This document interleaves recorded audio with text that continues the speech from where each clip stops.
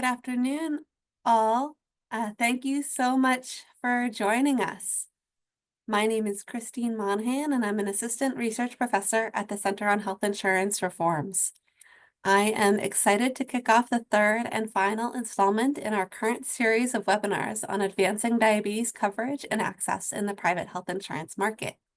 Today, we have three speakers to join us to help us explore key policy developments from 2024 and what experts hope and anticipate for 2025. For those of you who are new to the Center on Health Insurance Reforms, we're a nationally recognized team of health insurance experts within Georgetown University's McCourt School of Public Policy.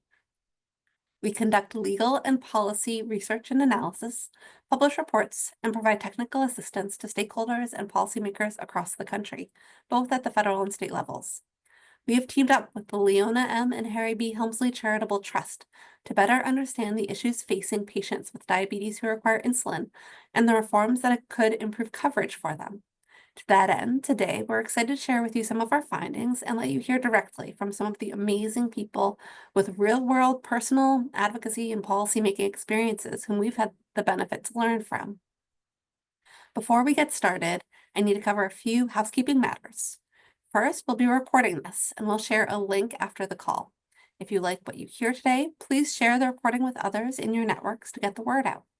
Second, we'll be posting links to key resources in the chat during the discussion. To the extent you have any technical issues or general comments or feedback, you can feel free to put them there. If you have questions for our speakers, please submit those by clicking the Q&A button and typing them in there. We have reserved time at the end to answer audience questions. Feel free to add questions as we go, though, as our team will be monitoring the questions throughout the webinar. And finally, I'd like to announce our speakers. Kicking us off will be Cheer Assistant Research Professor Amy Killalay. Amy has been leading our research and writing on diabetes coverage for much of the past year and brings more than 15 years of experience in public health law and policy with a focus on medication access and affordability. Today, Amy will be sharing highlights from the Cheers team's work tracking federal and state action related to diabetes coverage in 2024. Many kudos to Assistant Research Professor Rudy Remuja and Research Fellows Hanan Rakeen and Billy Daring for their contributions to this research. Following Amy, you'll have the pleasure of hearing from Erin Turner Pfeiffer, Senior Director for Health Policy for Breakthrough T1D, formerly known as JDRF. Erin will share Breakthrough T1D's policy priorities for the new Congress and administration this year. Last but not least, we're excited to hear from Maureen Hensley Quinn, Senior Program Director at the National Academy for State Health Policy. Maureen will tell us the policies she expects to get traction at the state level in 2025. And now, without further ado, I'll turn it over to Amy to get us started. Terrific. Thank you, Christine. I'm going to pull up my slides.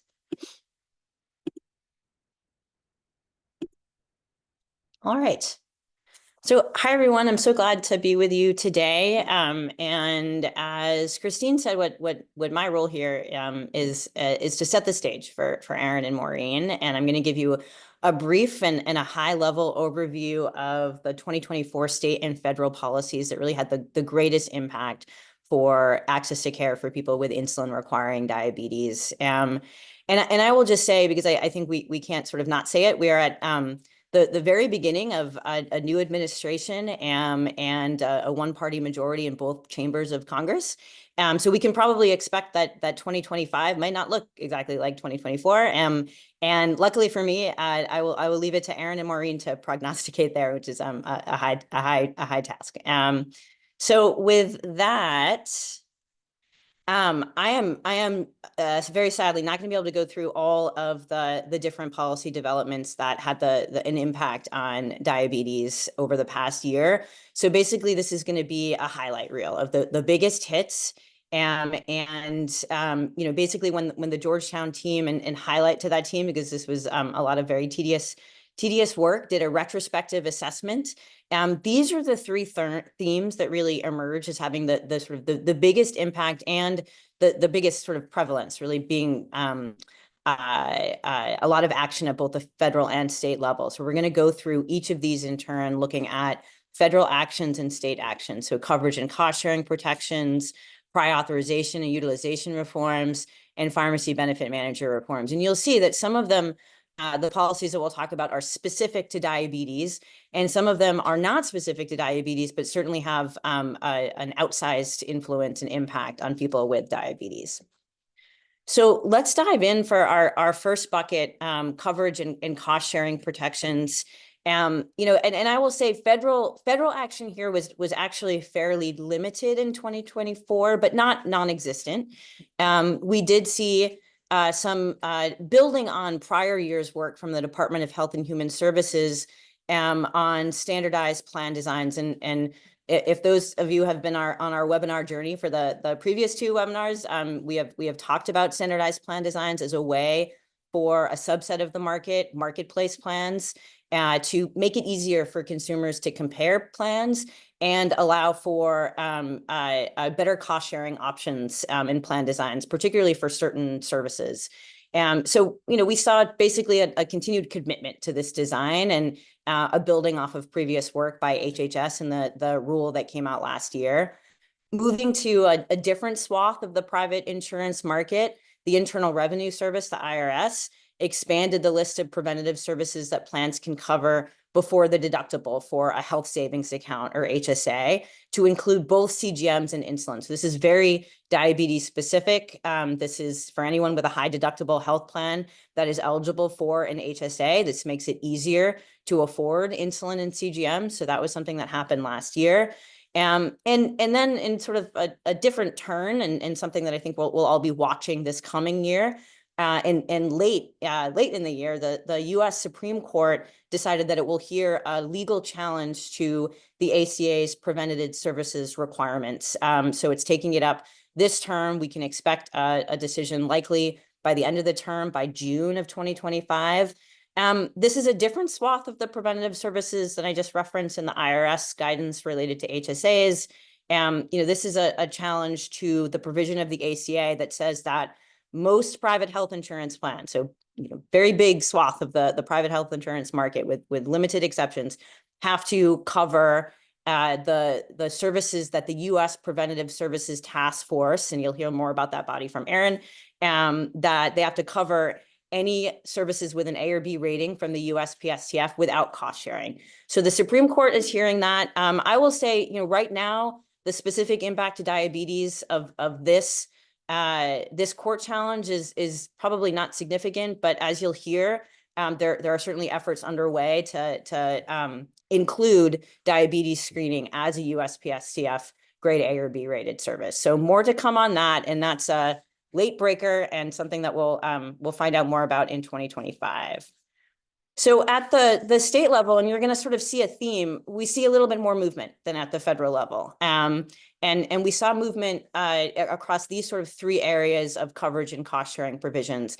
And again, more movement that is diabetes specific. I think we've seen more appetite at the state level to really both acknowledge diabetes as a statewide healthcare challenge, and legislate in the state regulated private insurance market. So first, we saw one update to statewide diabetes coverage mandates. Those mandates have been in place in all states for many years, but we're seeing some recent movement to update them to be in line with improved technology devices, and ways to treat and manage diabetes. So Illinois expanded its mandate, and actually it sort of segues into our next set of reforms, cost sharing caps. We've seen insulin cost sharing caps over the past couple of years, and now we're seeing states sort of branch out from just capping the cost of insulin to also recognize there are other devices that people with diabetes depend on to stay healthy, to stay alive, and those are getting copay caps. So Illinois not only expanded its mandate to include CGMs, but also capped the cost of CGMs in its state regulated private insurance market starting in 2026, but passed in 2024. And then, we saw some movement in other states for smaller swaths of the market. So New York increased subsidies for marketplace enrollees with diabetes. And then we saw Colorado and New Jersey build off of reforms and copay caps they already had in place through guidance. And then finally, one that I know a lot of patient groups with folks, including people who depend on insulin, who rely heavily on manufacturer assistance programs to help defray cost sharing, have followed the growing use by private insurance plans, by employer benefits, to use copay accumulators and maximizers that basically limit how manufacturer assistance cards can be used and applied to a deductible or out-of-pocket maximum.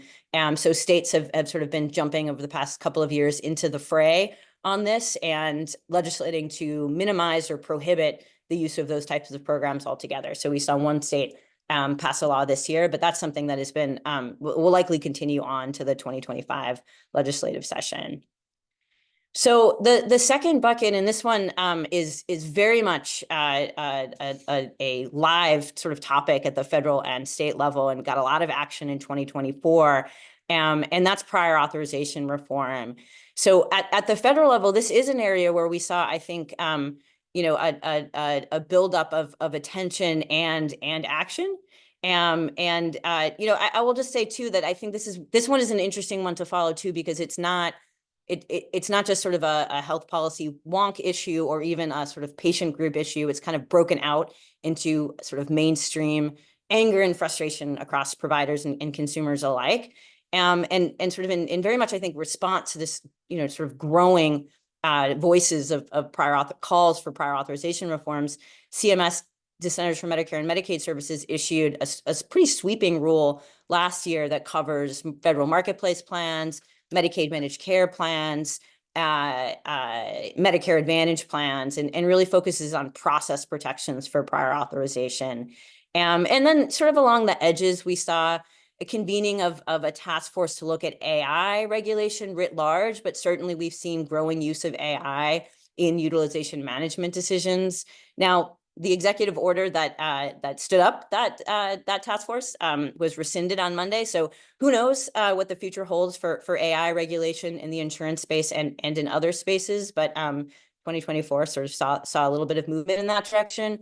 And then in the ERISA space, so the self-funded market space, which, large swath of covered lives for private insurance, the Department of Labor did issue recommendations late last year on prior authorization, including, process reforms that really gets at more transparency on the process. And so I want to move in to state updates as well. And I'm going to just say quickly, at the state level, prior authorization reform is moving even faster than at the federal level. And you can kind of see that in this chart here. Transparency requirements, I think those are like low-hanging fruit is probably the wrong word, lower among lots of hanging fruit, because I don't want to imply that passing transparency requirements is easy. But if you kind of look at a continuum of how you can get at prior authorization, you've got transparency and process requirements on the one end, and then you've got things that really get at the substantive prior authorization criteria and requirements that put more guardrails on how plans can use prior authorization to deny access to services. And the thing I think to point out here is that states aren't just doing transparency process protections. They're really getting at, I think the main point here is that states are trying to better regulate and better align prior authorization with clinical standards, right? So instead of having arbitrary prior authorization decisions, which many providers and consumers are sort of lifting up, there's more effort to say, no, prior authorization criteria really has to be tethered to medical expertise and a clinical standard. And for diabetes, the ADA standard of care is really our gold star there. So you're seeing movement in that direction too, which I think will affect access to diabetes devices and care. And then our very last bucket of reforms, PBM reform. So, this is another one where it's gotten a lot of public attention as well as federal and state policy attention. PBMs, quick reminder, third-party vendors that are hired by insurance plans that to manage a prescription drug benefit. So they're charged with formulary design, with negotiating prices and rebates and discounts directly with manufacturers. And as drug pricing has become more complex, PBMs have shown up, right? Their role is increasing because they're managing that complexity and profiting off of that complexity. And so in recognition that there's some incentives for PBMs that they're making money when the drug prices are high, we saw some federal attention, especially from the Federal Trade Commission, in terms of reports on PBM anti-competitive practices. A lawsuit was announced against 3 of the major PBMs for inflating insulin prices in particular. So that's something to watch. New administration, and we're not exactly sure which way the PBM that momentum will go. And then, I'll say Congress came close and ultimately did not pass anything last term, or last year rather. At the state level, PBM reform also moving along, a little bit more active process and transparency. But I will say, and this is where I know we're going to chat out a great resource from NASPE on this. Not just process requirements. States are moving into more substantive requirements, including requirements that PBMs pass through those rebates that they're able to negotiate with manufacturers to consumers, so that consumers are benefiting from the negotiations. So that was a rapid fire trip through 2024. By no means everything that happened, and we'll look forward to 2025. I will say, watch this space. The cheer team will have issue briefs and webinars coming, both summarizing some of the things that happened last year and then looking ahead to 2025. So you've got the QR code there, so you could be in the know when we release things. So with that, I'll turn it back to you, Christine. Thank you so much, Amy. Now, as we look ahead to 2025, we're facing a lot of uncertainty in the health policy world. The new administration and Republicans in Congress have committed to making significant cuts to federal spending, including critical programs like Medicaid and the health insurance marketplace subsidies, and are expected to undermine or potentially directly attack other key provisions of the Affordable Care Act. At the same time, there has been bipartisan interest in controlling healthcare costs, reforming prior authorization, and regulating some of the middlemen like the PBMs in the healthcare industry. So it's all to say, we're likely to see stakeholders both defending progress that's been made over the past decade and a half and taking advantage where they can of opportunities to continue to push forward a positive policy agenda. And given that, I would like to turn to Erin Turner Pfeiffer to share Breakthrough T1D's priorities for the new Congress and administration. So to kick things off, we ended 2024 with a relatively narrow 3-month continuing resolution, and Congress is going to need to pass another funding bill by mid-March. At the same time, we're hearing Republicans in Congress are also considering a reconciliation bill that could include significant cuts to healthcare programs and services. Given this volatile context, what types of diabetes-specific programs funding are you prioritizing? Yeah, good question. And let me just first say thank you, Christine. Great job, Amy. Appreciate all the work that's been done in this space. I think the more folks that are talking about diabetes access and some of the amazing, innovative things that are happening in this space, both in type 1 and type 2, is better for our community. So I really just want to say first, thank you and appreciate all the work you all are doing in this space. But yeah, I'm ever the optimist. So if in 11 months you can look back and be like, that Aaron guy was wrong about all of this, that's okay. But ever the optimist. And I think talking about the special diabetes program is something that we can be optimistic about. It did enjoy a 3-month extension, in the last Congress, but it has, since its inception, 26 years ago, has enjoyed bipartisan support, had bipartisan support in the last Congress. We've already heard bipartisan support moving into this Congress. And so, it's a critical program for us, has been one of our top priorities for decades now. It has funded, simply put, it has been part of the funding for every major breakthrough in the type 1 diabetes advancements in care. It's been part of automated insulin delivery systems. It's been part of advancements in treating eye disease. It's been part of advancements getting the first ever disease-modifying therapy for type 1 approved, and it's part of advancing potentially cures, cell therapy cures into the future. So it's a vital resource for the type 1 community and the research community, and we're optimistic that we'll get a long-term extension once the Congress comes in and gets its feet under itself. That's exciting to hear, and I welcome your optimism. And Amy had brought up the preventive services. And so thinking about that, I saw that Breakthrough T1D recently launched a campaign to secure a recommendation from the United States Preventive Services Task Force on T1D screening. So can you tell us more about the kind of current screening that's available for T1D and the campaign that you're launching?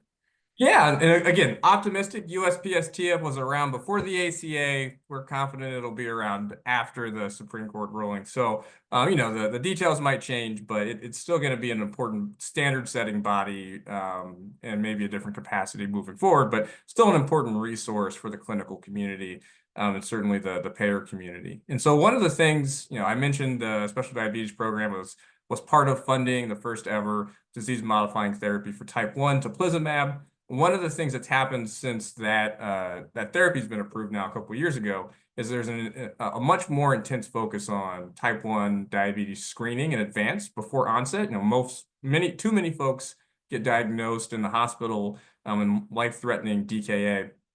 And so screening allows us to identify these folks now in advance. There's now a therapy that some folks will be eligible for in advance to delay the onset of their diabetes. And so we've been working in a research space for decades on charting this path. And what we realized is now that it's moving into the clinical space, we have, a lot of good, really strong data showing the value and impact. And we realized as an organization, we compared our data to the USPSTF requirements, feel pretty confident about our ability to get a positive recommendation out of the task force. And so we're now working with clinicians, researchers, other patient advocacy groups to advance an application for a positive recommendation to the task force, and are aiming to do that sometime late spring, early summer. So we're excited about it. It's things that we've been working on for decades, and taking it as I say, on the advocacy side, we're taking all of our data and running as far with it as we can on the policy side. So we're optimistic of a positive outcome in the coming year or so for that. That's wonderful.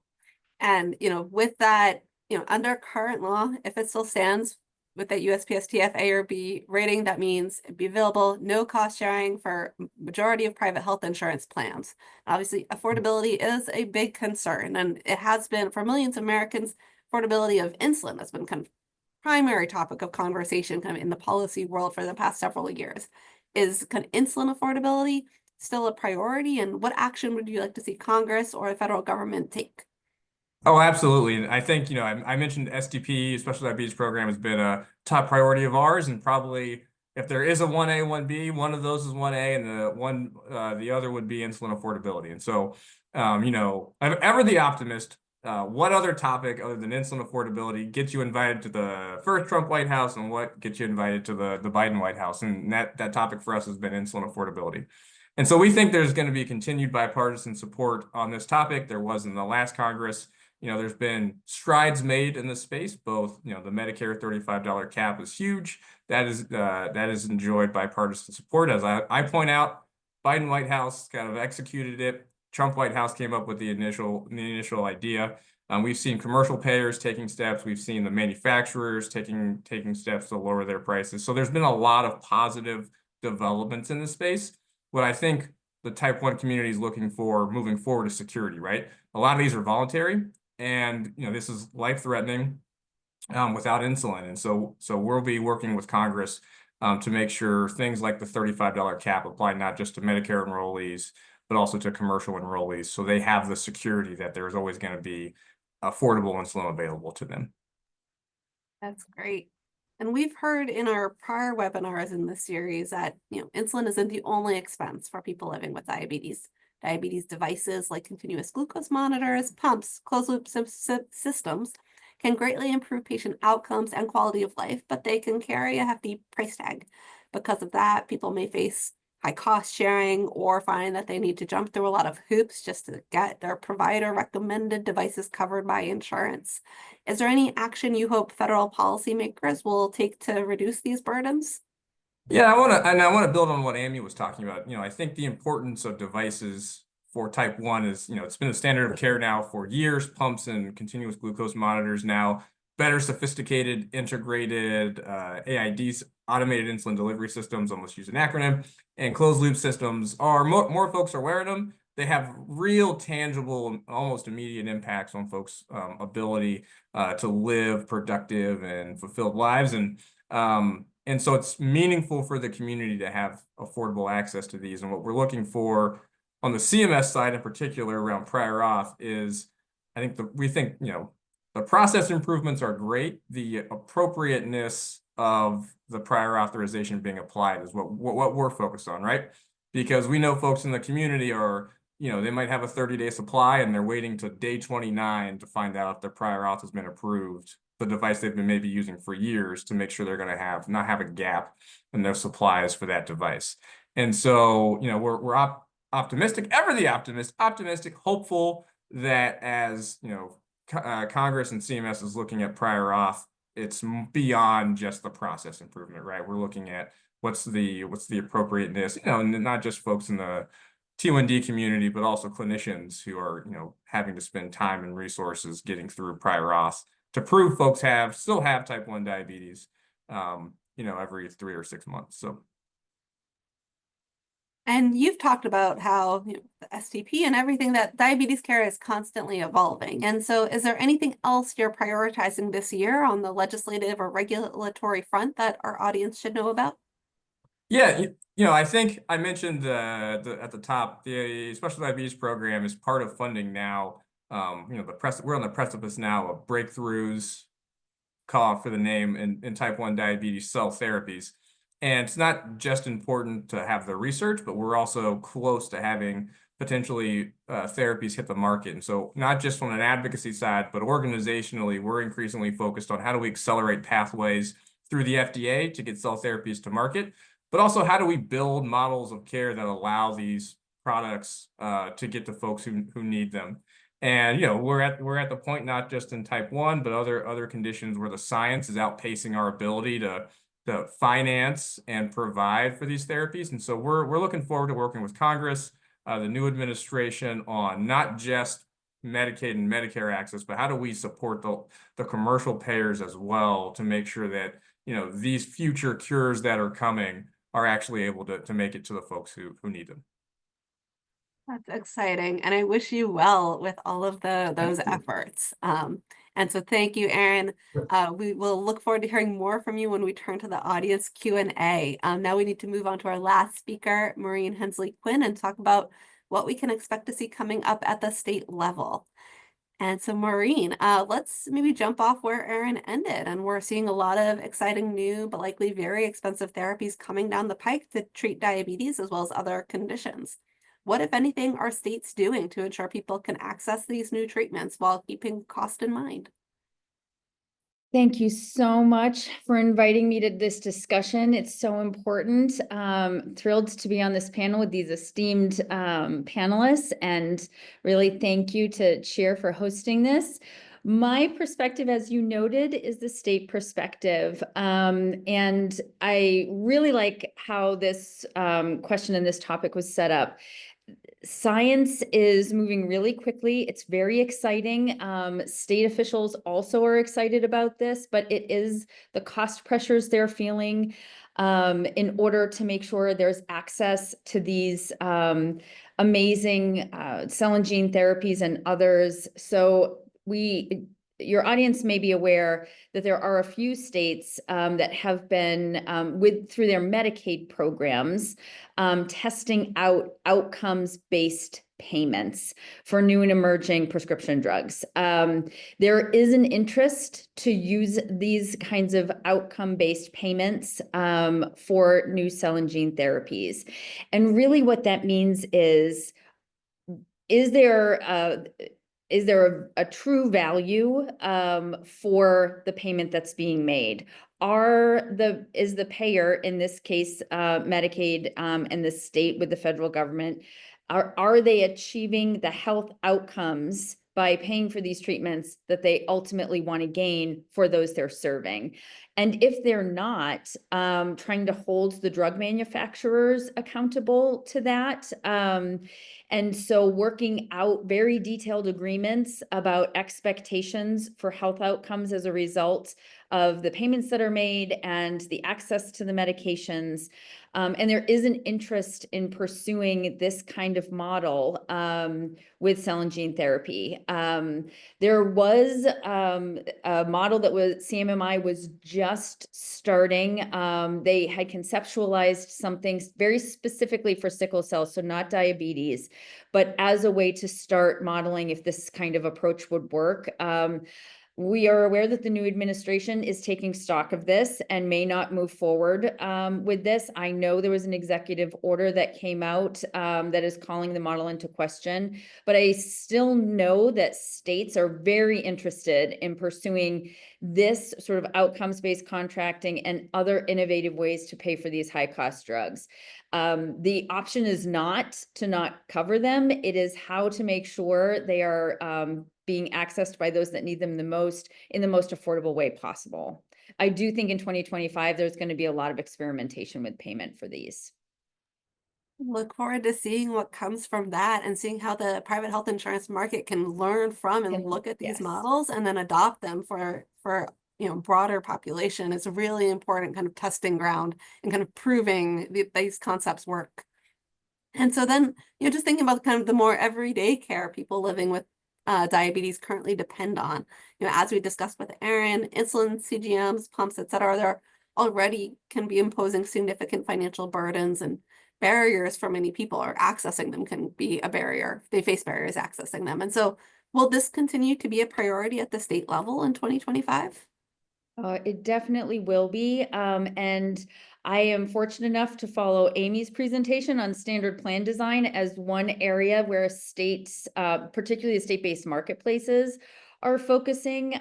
So they are trying to use standard plan design, yes, to make it easier to compare across plans. That really was sort of how this all started. However, there are a handful of states that are moving forward to target certain illnesses, particularly chronic illnesses, and diabetes is at the forefront of that. There are 5 states that are using standard plans to limit or eliminate some of the cost sharing requirements for individuals with diabetes who sign up for those plans.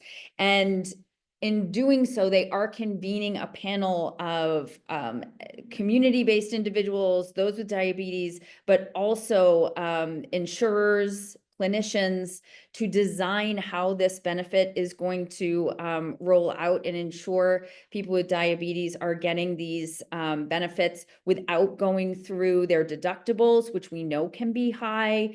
And then also limiting cost sharing for insulin. I know we talked about that a little bit, but this is even sort of further and more pointed. And then there are some states that have no cost sharing for diabetes services and care that involve the supplies, but also certain services like nutrition services, like vision appointments to focus on other areas that people with diabetes are particularly at risk for. And these individuals, in purchasing these plans through their marketplaces, would not be required to pay cost sharing at all in order to access them. Those are exciting developments, and I look forward to seeing kind of more of them spreading kind of across the country. Are there, other ways that you expect to see states tackling healthcare affordability this year, and how might those policies be impacted by federal legislation or administrative actions? Yeah, so excuse me, we do see a number of states taking a number of different approaches to try to affect affordability for care. I will focus very specifically on something that we're watching related to medical debt relief. So there are a number of states that have started looking at medical debt, and it's a few different state officials that we've spoken with particularly note that those that have chronic illnesses and they cite diabetes are at more risk because they need to access services, perhaps through a hospital, perhaps through providers that are affiliated with hospitals. And as a result of not being able to pay some of their out-of-pocket expenses, they may be mounting medical debt because they can't pay. It's different than the standard plans. They may have deductibles or cost sharing requirements. And so that could keep somebody from needing to go and see their provider from seeing their provider, but it also saddles somebody with just a mounting debt that can affect their lives in a lot of different ways. We see state legislation that is aiming to protect the consumer very directly. So things like, is there a way to pay down people's medical debt that has accumulated? We also see legislation that's targeting sort of at the provider level, not going after or collecting debt for individuals at a certain income range. We also see different states that are looking sort of even further upstream to understand what is accumulating the medical debt and trying to address those issues. But the other thing I know we are anticipating from the federal government lens is an increased effort on transparency of costs, which we do actually believe will help. When somebody approaches their provider and they're not sure what they're about to pay for, it can be incredibly challenging to access the services you need. So we do anticipate there will be some partnerships between states and the federal government to increase transparency and make even more clear what they're paying in facility fees versus provider fees. And I know the list can go on, but I'll stop there and happy to answer any questions that folks may have about that. But that is exciting. And then, but as important as it is to provide robust coverage in terms of benefits and cost sharing, that can come with the trade-off of higher health insurance premiums. And so are states taking any actions to address that aspect of insurance? Great question. And I will look to the state-based marketplaces again. They are doing quite a bit of work. Some states do have programs that further help individuals within certain income ranges pay for their premiums, allow them to get coverage that has lower deductibles that may have a higher premium. They can help supplement some of that. I will say that is unique when a state is able to do that. Across the board, there's a lot of attention right now on the enhanced tax credits that individuals who are enrolling into state-based marketplaces currently have access to. Those enhanced tax credits are due to expire at the end of this calendar year, and the effects will be felt as soon as January 2026. But even before that, when individuals start renewing their coverage, which can happen as early in some states as August, they'll start receiving renewal notices, and they may see if Congress doesn't extend the enhanced tax credits beyond this year, we know that consumers will see a little bit of a sticker shock for that. And it really depends on the individual. Some individuals are benefiting hundreds of dollars a month from these enhanced tax credits. And there is a fear at the state-based marketplace level that without these enhanced tax credits, people may need to forego their health insurance, which opens up a whole other area of concern. And again, all the work that they're doing to ensure, particularly people with diabetes, have access to first dollar coverage through standard plans, limited cost sharing. If those individuals can't access the health insurance because the premiums are too high, then they won't be able to avail themselves of these different efforts that states have taken. So it really is going to take a state-federal partnership to achieve making sure people have coverage. And this is something that the state-based marketplaces are spending a lot of energy to try to think through and even looking internally to understand what they may need to do if these are to go away. But there's just limits at the state level without this enhanced tax credit. It'd be really devastating for people who are relying on coverage in the marketplaces without that extra subsidy. Well, maybe you can end on a slightly more positive note. Is there anything else you expect to see as a priority for states in 2025 that would be of importance to the diabetes community? The other thing that I'll mention is there is a growing number of states that are truly interested in transforming the health system in their state. And I know that can mean 1,000 different things. I'm sort of defining that by saying we have a group of states that NASHP has been supporting and working with and really being sort of taught by who want to move, who want to change payment, really move beyond fee for service if they can, and start paying for health outcomes. And this would particularly, as envisioned by the states, support those with chronic illnesses like diabetes. They start looking at who is accessing services at hospitals, not even necessarily emergency services, just who's accessing acute care services that may not actually need that level of service if they were had community-based supports available to them. But then how do you have community-based supports available to you if the payment isn't there to support that level of care? And so it is sort of what comes first, payment or having available providers. And these states are really trying to take on both at the same time. The effort that not all of them are moving forward in this way, but 6 states are interested in the AHEAD model, which is a model that many people may know, that is designed to pay hospitals a global budget and then increase investment in primary care. And there is a feeling by some states that this would be a really important model to jumpstart some of this transformation, to be able to focus on health outcomes, move away from fee for service at the hospital level, find investments to encourage greater access outside of hospitals and in the community, and hope states really do want to change how care is provided. And then we wouldn't be so dependent on addressing medical debt. We wouldn't be so dependent on enhanced premium tax credits, but this is going to take years to build out.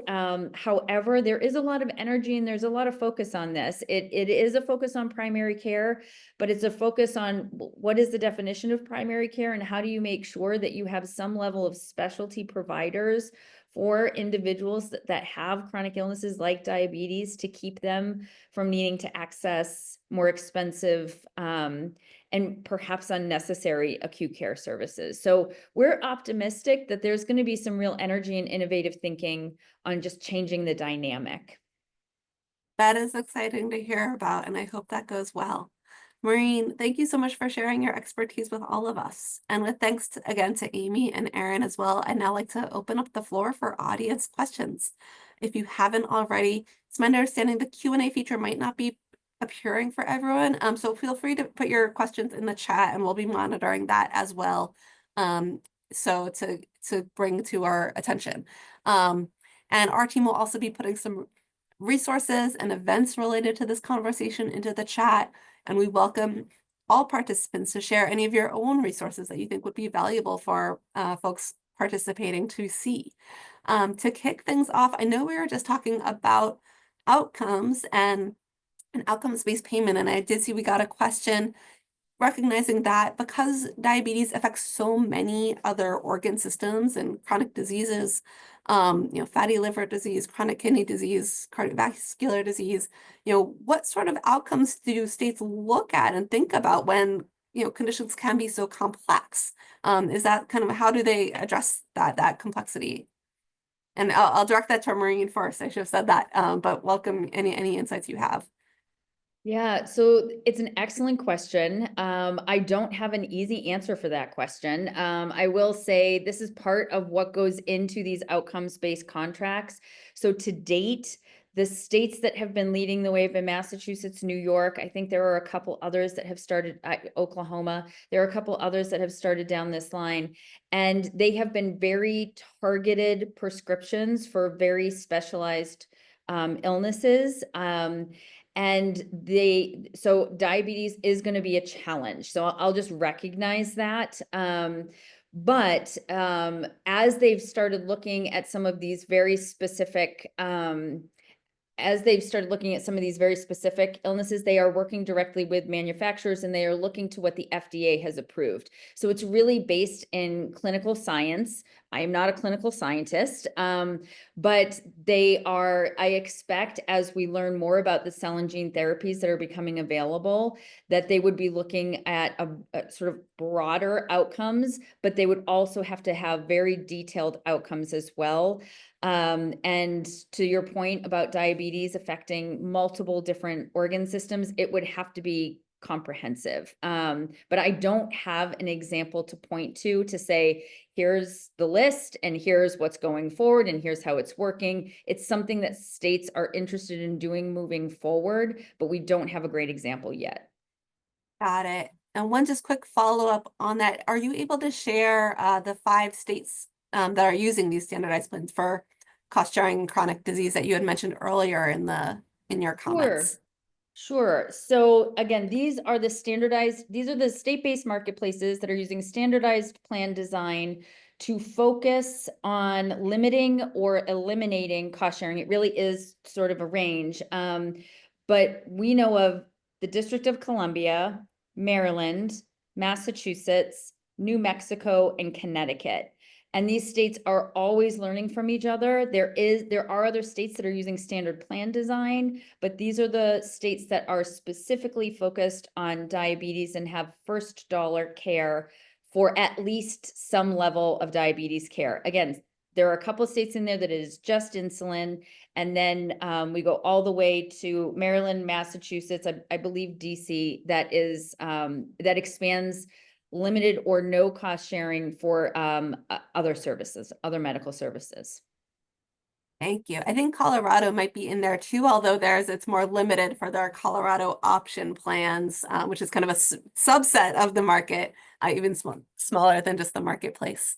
And speaking of cost sharing, Amy, we got a question about why copay cards can't be used by Medicare patients. Can you speak to that? Yeah, it's a great question, and it's one of the many ways that the different markets are just regulated differently. So Medicare, because it's a federal program, Medicare is governed by a federal statute called the anti-kickback statute. And the without going into boring detail about that statute, the long story short is that they can't be used in Medicare because those copay cards that are from a manufacturer are considered an incentive for providers to prescribe higher cost drugs. And so it is just a prohibition under that statute. I will say that, we all know, and even though I will say 2 things. One, starting January 1, $2,000 out-of-pocket cap in Medicare Part D, that's huge. And I think we have to celebrate the wins right now, and that's a really big win. And then 2, we know that some people still struggle with copays in Medicare. There is the anti-kickback statute prohibits the use of manufacturer copay cards, but not the use of charitable assistance. So there's a distinction there. Those charitable assistance programs are run by foundations, not by a pharmaceutical company. And so those are allowable. So that was a brief history, anti-kickback statute. Thank you. And Amy, while we still have you, and I very much want to share Erin's optimism looking ahead, but also in the interest of being prepared. We talked about Breakthrough T1D's campaign to get T1D screening added as a USPSTF recommended service, but there are those legal threats coming from this, presented to the Supreme Court about ACA's requirement that such services be covered without cost sharing. Can you talk about, steps that states or the executive branch could take to maintain this protection for people in private health insurance plans? Yeah. So, and I will say, I think, I perhaps take a more realistic approach, but I think I do appreciate Erin reminding us of the limitations of the lawsuit. So it is not a suit to take down the USPSTF. And I think that's important because that body is important. It's longstanding, and its job is to evaluate clinical evidence and then make recommendations based on that. And that then informs provider practice. And that's huge. And so that part is not at issue. It's really the part that kind of brings the USPSTF and the grade A and B services from the USPSTF into private insurance coverage and cost sharing protections. That is what it's at issue in the lawsuit. That's what's in danger of going away. And we don't know what the Supreme Court will say. So, in terms of sort of what do we do to shore up those protections, states can and have for the past couple of years, because let's be honest, the ACA has faced many a legal challenge. So, states have really tried to shore up as many protections in state law as they can. And we see that continue. So states can and have put in place state legislation that says basically the same thing that the federal ACA preventative services do, and say for the state regulated private insurance market, USPSTF A or B and these other preventative services have to be covered without cost sharing. the caveat or the limit there is that states can only regulate their state regulated market. They don't have authority over ERISA plans, which is a much bigger animal. And so that states don't have authority to do that.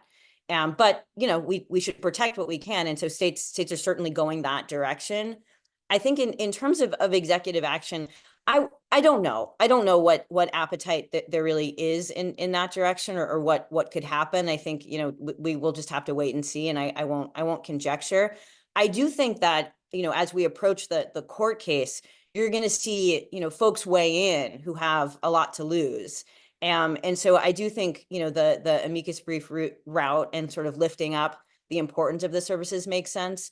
The last thing I'll say is that some things just make sense because they make sense, right? And like, you don't necessarily need a mandate. So were I an employer benefit plan, right, I might say people need prevention, and it makes sense for people that I employ to have access to preventative services with very little hurdles. And I might do that of my own accord. And maybe it would help if other people kind of lifted up that, like, that's an important employer benefit. And it might help that insurance plans say, you know what, Supreme Court can do what the Supreme Court's going to do. We're going to hold steady. And they certainly can do that. There's nothing in the court case that says you are constitutionally prohibited from offering preventative services without cost sharing. Like, that still may make good business sense and public health sense and sort of employer sense. So all is not lost. I think there's other pathways to hold on to those preventative services, but we'll have to wait and see a bit. That's a great perspective to add. Thank you. And Erin, I want to turn to you, and to some extent, I think this echoes, some of what Amy's just talked about. But given the evolving evidence about the benefits of diabetes devices to reduce adverse events, what efforts do you see are happening to increase access to those devices for patients with type 2 diabetes, where again you might say, like, hey, this makes sense to cover. Yeah, and I think what's been really interesting is kind of watching, at least from our perspective, the companies and the type 2 community go through and face some of the similar hurdles that the type 1 community faced. These, and I'll speak specifically about CGMs, kind of starting with some skepticism of like, is this really better than than a pen, and having to go generate data to show the impact on outcomes. And some of that data is starting to emerge in type 2 space. Medicare recently changed some rules and requirements to qualify for CGMs that are more aligned with current evidence. And so there's slow, I think, recognition that these devices are having a real impact for folks with type 2, not just folks who are insulin dependent type 2s, but folks who are not yet insulin dependent. And this might be a good way to help them manage their diabetes on a day-to-day basis. But I think the most important thing is that these devices have been the standard of care for type 1 for a long time, and in the last couple of years they have become the ADA standard of care for folks with type 2, and that's always kind of the precursor to broader access. And so just want to make sure I shouted out the ADA and all their work, not just on the clinical side, but the advocacy side on expanding access to these devices. Yeah, and I'm going to kind of open this up. Erin, if you want to take a first crack at this question, you're welcome to it, but feel free to pass if anyone else wants to jump in. But got a question about, how does telehealth impact kind of these programs? If a provider is prescribing or treating someone in another state for diabetes care, how does that work? What's going on? Is there any legislation to enable that?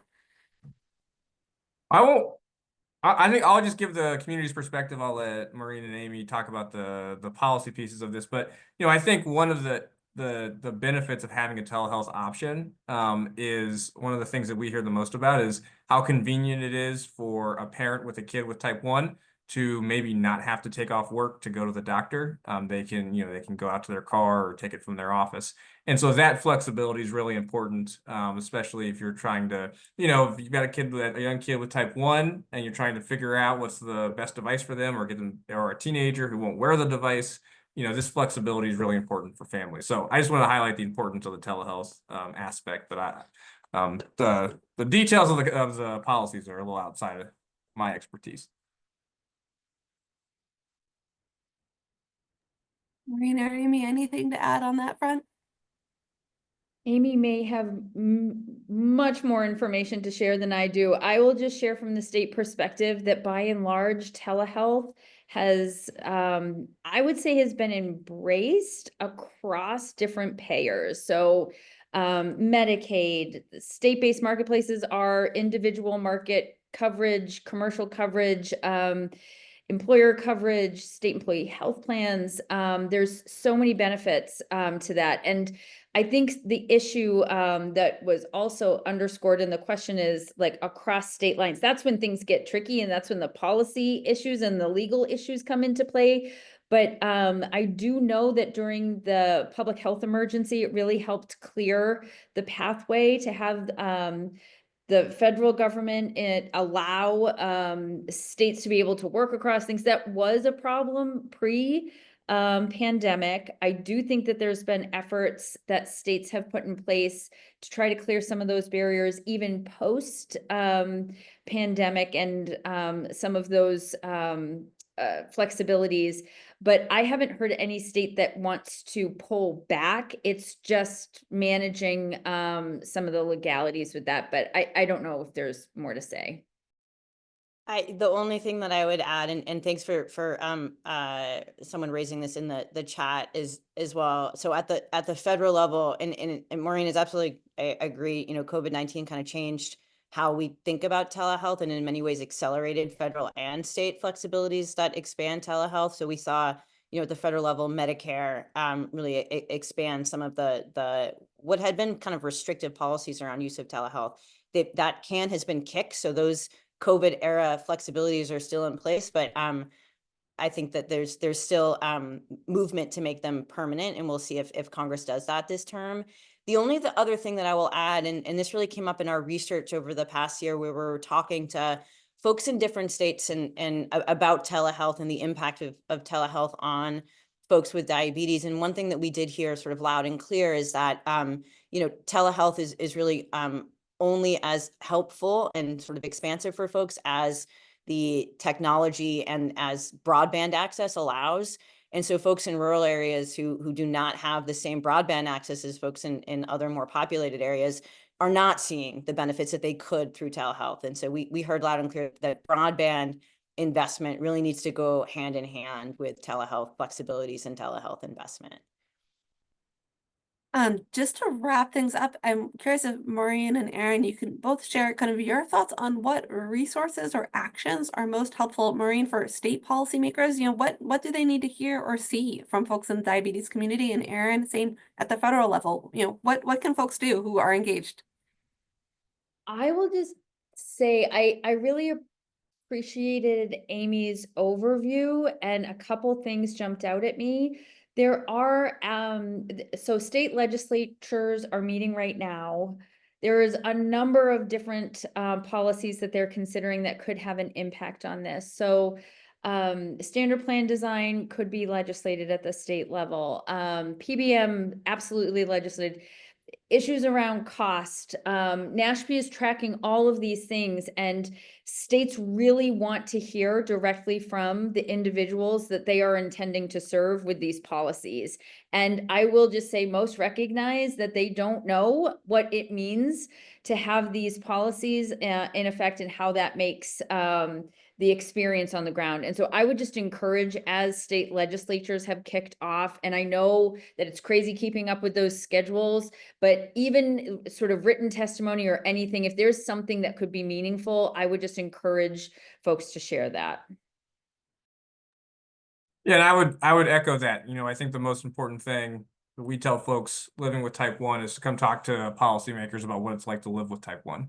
You don't need to be a policy expert, but knowing that you spent 2 hours out of your workday to get your kid access to their CGM, you know, really means something and is impactful. So, you know, I think I would just echo what Maureen said. Or if you're, you know, if you're engaged on the policy side and you want to get engaged on these issues, you know, the more voices on these matters certainly help. Thank you both. We're at the hour, so we'll need to stop there. Thank you to our speakers, as well as to everyone listening in today, and to our funders at Helmsley Charitable Trust for making all of this possible. I hope you enjoyed today's webinar as much as I did. Take care.